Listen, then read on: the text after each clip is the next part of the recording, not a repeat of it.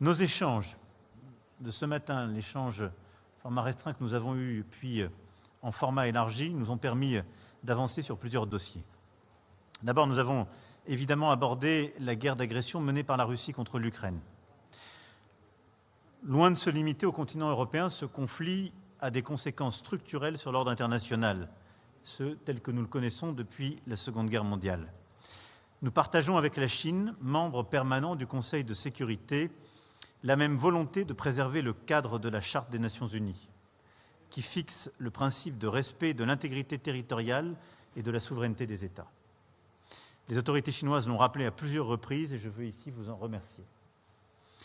Ensuite, nous avons voulu, ce matin, expliquer l'impact de ce conflit sur la sécurité européenne et notre détermination à soutenir l'Ukraine aussi longtemps et autant que nécessaire. Sans sécurité pour l'Ukraine, il ne peut y avoir de sécurité de l'Europe.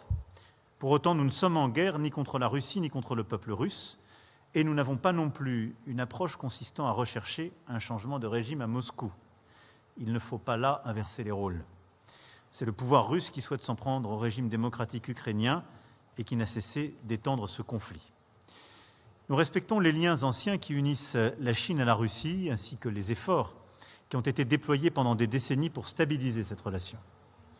Au vu de cette histoire complexe, nous accueillons favorablement les engagements des autorités chinoises à s'abstenir de vendre toute arme ou toute aide à Moscou et à contrôler strictement l'exportation des biens à double usage. C'était ce que vous m'aviez dit très clairement, Monsieur le Président, il y a un peu plus d'un an, ce que vous avez réitéré. Et je crois que la longueur, la qualité de nos échanges sur ce sujet sont une source de réconfort.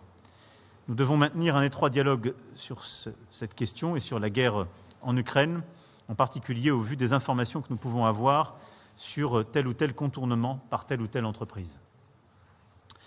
Nous sommes aussi convenus de mettre en place une coordination pour tenter d'obtenir des progrès sur les questions humanitaires et contribuer aux efforts en vue de parvenir à une paix juste et durable, c'est-à-dire respectueuse du droit international et de toutes ses règles.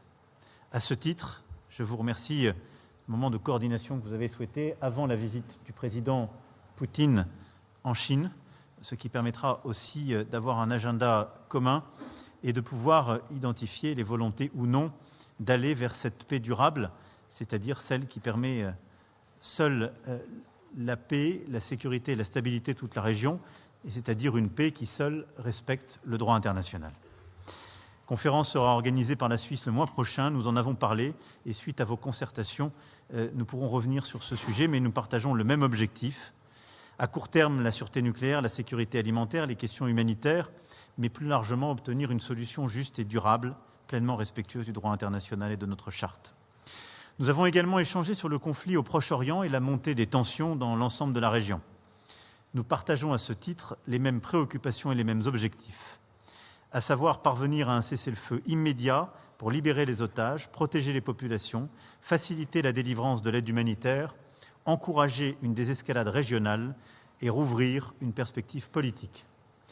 Il n'y a pas de double standard, ni pour la Chine, ni pour la France.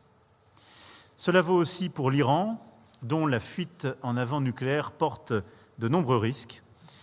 Et à ce titre, nous avons eu un long échange et notre souhait de pouvoir pleinement nous coordonner sur ce sujet.